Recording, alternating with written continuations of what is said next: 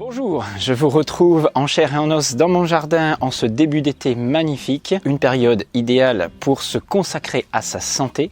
Mais savez-vous vraiment ce qu'est la santé? Je suis Jean-Brice Tivan, je vous retrouve sur ma chaîne pour discuter de vitalité, de naturopathie, de santé. Mais aujourd'hui, une vidéo un petit peu spéciale parce que nous ne savons pas toujours ce qu'est le concept de santé. Alors nous allons essayer de bien le définir pour arriver en une dernière vidéo, donc c'est une petite série de 3 vidéos, où je vous parlerai de critères qui permettent d'évaluer votre niveau de santé, puisqu'il existe non pas la santé en général, mais un niveau de vitalité, en ayant comme objectif de le faire grimper jusqu'à un niveau optimal. Alors, redéfinissons le concept de santé. Sur cette chaîne et sur de nombreuses autres, vous entendez parler de santé, d'auto-guérison, de vitalité, de médecins auto-guérisseurs. Mais je me suis aperçu que dans les faits, il existe beaucoup de mésententes et de débats stériles parce que nous ne nous entendons pas sur le concept même de santé. Sauriez-vous d'ailleurs me dire ce qu'est une personne en bonne santé? Est-ce que c'est parce que ses analyses sanguines sont dans la norme?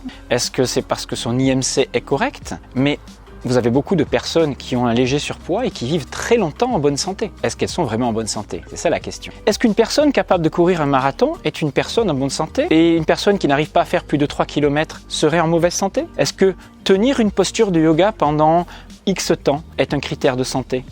Être capable de se relaxer, de s'endormir rapidement ou de se plonger dans une eau à 5 degrés. Une personne ayant une maladie aiguë, un état inflammatoire, est-elle réellement en mauvaise santé? La santé s'oppose-t-elle à la maladie? Et on va voir qu'en fait, il n'existe pas un niveau de santé, mais il existe plusieurs niveaux de vitalité ou de santé.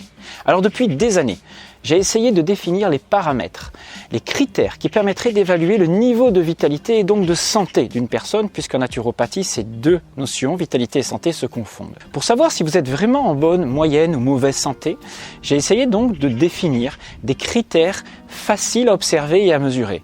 Ces paramètres, je vous les donnerai donc dans une dernière vidéo. Ils tiendront compte bien sûr de votre âge. Si vous prenez par exemple une femme de 40 ans, nous verrons ce qu'elle devrait être capable de réaliser à la fois sur le plan physique, mais aussi qu'est-ce qu'elle devrait être sur le plan morphologique, la qualité de ses tissus, ses capacités digestives, la qualité de son sommeil. Nous évaluerons et poserons donc des critères qui permettront à chacun d'entre vous d'évaluer votre niveau de vitalité. Alors ces critères seront bien sûr des critères morphologiques, associés à la capacité physique aussi, mais aussi à vos capacités réactionnelles de faire face à des agressions dans la maladie, à des capacités d'adaptation face au stress, mais aussi sur le plan énergétique et psycho-émotionnel. Par exemple, la résilience psychologique est une qualité qui fait partie de la santé. Et nous allons voir que la santé ne peut être abordée que sur le plan physique. Nous verrons que nous aborderons sur tous les plans qui définissent l'homme. Alors, nous sortons d'une période un petit peu particulière. Et s'il y a bien un enseignement dont nous devrions tirer de cet épisode épidémique du Covid-19, c'est que nos chances de nous en sortir face à la maladie aiguë infectieuse dépendent de notre niveau de santé. Ça, c'est au moins quelque chose qu'on a pu comprendre dans cet épisode. Comme chaque année, pour les épidémies de grippe, plus de 99% des cas graves hospitalisés sont des personnes atteintes de pathologies chroniques, le plus souvent âgées ou en situation parfois de surpoids. Ce sont celles atteintes de maladies métaboliques, qui ont du surpoids, de l'hypertension, du diabète, des troubles cardiovasculaires, qui étaient le plus impactées. Et pourtant, paradoxalement, ce sont ces personnes qui sont les plus suivies par leur médecin et les plus médicamentées. Cela signifie que malgré un système médical des plus coûteux au monde et un suivi régulier de ces patients, la médecine allopathique ne parvient pas à améliorer l'état général de ces malades. La réalité nous montre que plus nous sommes traités, plus ces gens étaient traités, plus ils deviennent fragiles ou du moins exposés au risque de mortalité face à une phase infectieuse. Cet épisode viral nous offre donc une magnifique opportunité, celle de redéfinir le concept de santé. Alors tout le problème mis en évidence par cette épidémie est que la médecine allopathique, face au nombre de plus en plus important des malades chroniques qu'elle prend en charge, ne s'intéresse qu'à un aspect. De même, contrôler le symptôme, faire taire le symptôme de façon artificielle, c'est-à-dire à l'aide de médicaments. Donner un hypotenseur pour faire baisser la tension, un hypoglycémiant pour faire chuter le taux de glycémie, des statines pour diminuer le taux de cholestérol. Cela n'a jamais améliorer la santé de qui que ce soit. Pire encore, cette approche fait croire à tous les patients que la simple prise de leur pilule quotidienne suffirait pour rester en bonne santé. Mais la santé ne se définit pas comme l'absence de symptômes. Et ce n'est pas non plus parce que nous ne faisons pas de maladie que nous sommes forcément en bonne santé. Alors, l'allopathie signifie allos, contre, pathos, la maladie. Aller contre la maladie. Supprimer un symptôme est parfois nécessaire. Ne me faites pas dire ce que j'ai pas dit. La médecine allopathique est une médecine d'urgence qui permet de survivre en cas d'urgence, et ça, elle le fait très bien, même en France.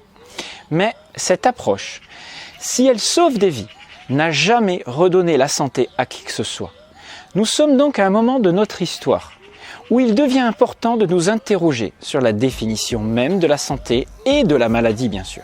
Selon l'OMS, vous avez tous entendu parler de cette définition. La santé se définit comme un état de complet bien-être physique, mental et social et ne consiste pas seulement en une absence de maladie ou d'infirmité.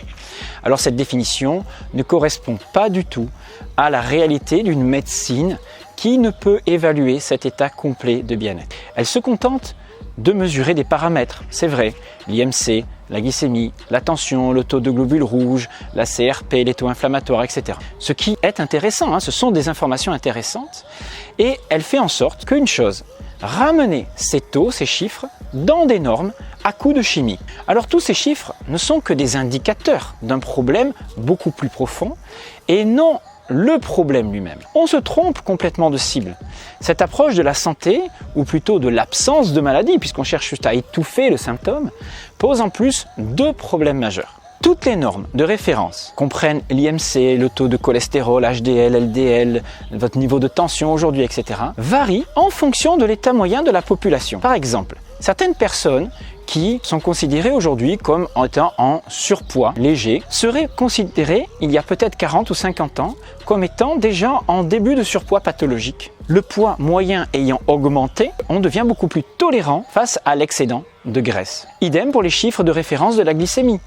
Au-delà de 0,9, on commence à être dans un état un peu moins bon et aujourd'hui on tolère des taux allant jusqu'à 1,1 g par litre de sang. Pareil pour la tension, etc., etc. Quand une grande part de la population voit son état évoluer, dériver vers des états un peu plus que considérés aujourd'hui comme pathologiques, les chiffres moyens, eux, dérivent aussi vers des normes qui ne sont plus satisfaisantes et ne correspondent pas à un état d'équilibre optimal, ou du moins un état de vitalité optimal. La médecine actuelle se résume donc à la correction de chiffres uniquement par la prise de médicaments. Ça, c'est le deuxième problème. Tout ce qui intéresse est de nous ramener dans des normes sans que l'on traite les causes de nos symptômes. Donc le problème majeur est que le patient, croyant être stabilisé par son traitement, il est maintenu en réalité dans un état souvent inflammatoire, chronique, qui passe relativement inaperçu et s'aggrave à bas bruit avec le temps. Mais un jour, si cette personne est confrontée à une poussée inflammatoire aiguë, comme dans l'infection par exemple au coronavirus, ce patient, dans cet état chronique inflammatoire masqué pendant toutes ces années par son traitement, devient fragile et beaucoup plus exposé. Et c'est ce qui s'est passé, ces personnes-là avaient beaucoup plus de risques de décéder. Alors, Herbert Shelton, un grand spécialiste hygiéniste du jeûne, disait que la santé n'a jamais reçu que peu d'attention de la part de l'homme scientifique. Un médecin n'a étudié que sur des organismes de patients malades ou même morts. L'étude de l'homme en état de santé optimale est considérée comme négligeable, du moins non connue, tout comme le sont les outils pour agir sur les causes des pathologies chroniques. Pour la naturopathie, pour les hygiénistes, la santé se confond avec la vitalité et ne s'oppose pas à la maladie. Elle considère même les maladies de type aigu, intenses, courtes, comme des manifestations de notre force vitale, du moins d'une tentative de rééquilibration de notre corps qui fait face à soit une infection, soit un stress massif, etc.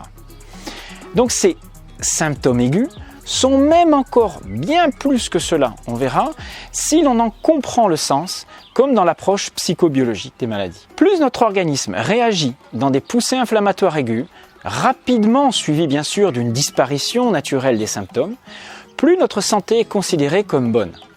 Il est temps donc de ne plus considérer le symptôme aigu que ce soit une douleur, un œdème, une poussée de fièvre, comme une chose absolument à éviter. Une personne en bonne santé confrontée à une situation d'agression, stressante d'ailleurs, qu'elle soit psychologique ou physique, ne la subira pas en l'enfouissant dans son inconscient ou en s'écroulant sans réagir. Bien au contraire, elle saura faire face en mobilisant ses ressources adaptatives pour rehausser son niveau d'adaptation, de stress et passer cet épisode vainqueur. Alors cela passera par des poussées de fièvre, par une bonne diarrhée, une bonne colère, une éruption, la recherche de solutions dans l'action et le lâcher-prise. Mais à l'arrivée, le problème de départ sera rapidement résolu sans l'aide de médicaments. Attention, cela ne signifie pas que les médicaments, qu'ils soient naturels ou de synthèse, soient inutiles. D'accord ? Parfois, j'ai bien dit, ils sont nécessaires dans des situations où la vie est menacée. Mais ils ne reconditionnent en rien les paramètres de notre santé. Là, vous l'avez compris, définir la santé n'est pas une chose facile, même si nous avons commencé à aborder cette notion que la santé ne se confond pas avec l'absence de maladie. Et ce n'est pas parce que nous avons des symptômes aigus en particulier, que nous sommes forcément en mauvaise santé. C'est peut-être même bien le contraire. Voilà, donc la prochaine fois, nous définirons la santé dans une approche multidimensionnelle.